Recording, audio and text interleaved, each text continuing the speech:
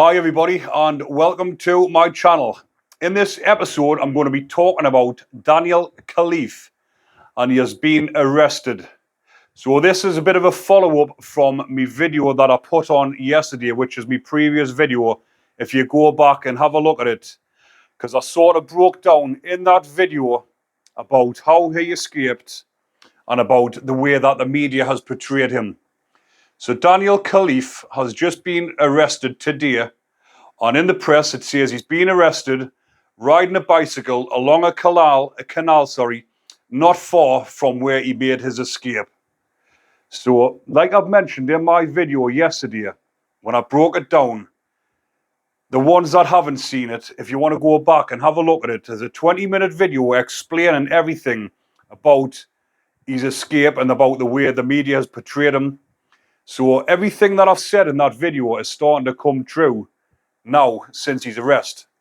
Because when I said in the video that he wasn't what you would class as a radicalized terrorist, the way that they portrayed him in the media and saying that he's spying for Iran and he's probably making his way out of the country, he's been arrested not far from the prison and he was on a push bike. So what does that tell you? So for me, that tells me, exactly like I was saying in my video, it was an opportunistic escape. It hasn't been planned, or if it had planned, he planned it in his head and he was just going to jump on it, as like I say, opportunistic. He's seen the truck coming in and he's thought, I can get away on this. Because the prison's understaffed, he can see that there's not many people patrolling the prison and the prison officers are under strain because there's 1,500 prisoners in Wandsworth prison and they can't cope with the amount of prisoners compared to what there is staff.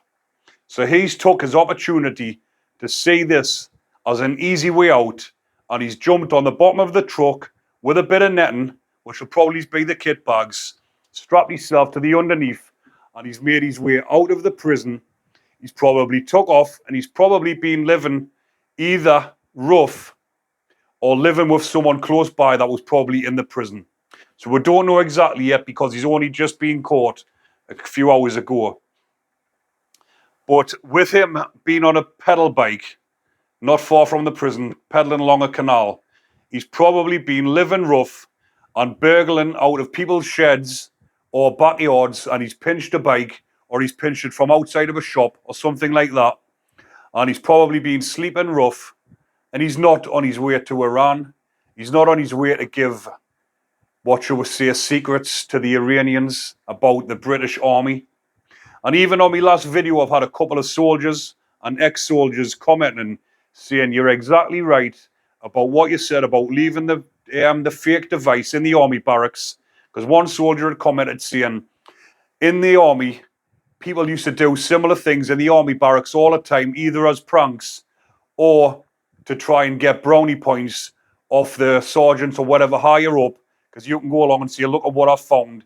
And this is a sort of thing that goes on in the army. And this is what I explained in my video yesterday, saying that this device, this fake device that he's left in the army barracks, isn't something to put the public on high alert, to say that he's an imminent threat and describe him as a terrorist and portray him as an Iranian terrorist that is going to cause danger to the public, when in fact, with him being in a Category B prison, he's probably always been put down as someone that they haven't really took serious, but they've charged him with terrorist offences because of what he done, whereas he should have really been in an army prison and dealt with or put on remand in the army base before, or the army prison, before he gets moved into the mainstream prison system.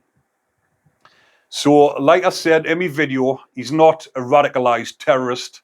He's just a British lad who's probably fell out with his comrades in the army, and he's planted a fake bomb, as in his eyes, probably to try and scare them, and not to be portrayed as or looked at like a terrorist, which he has done.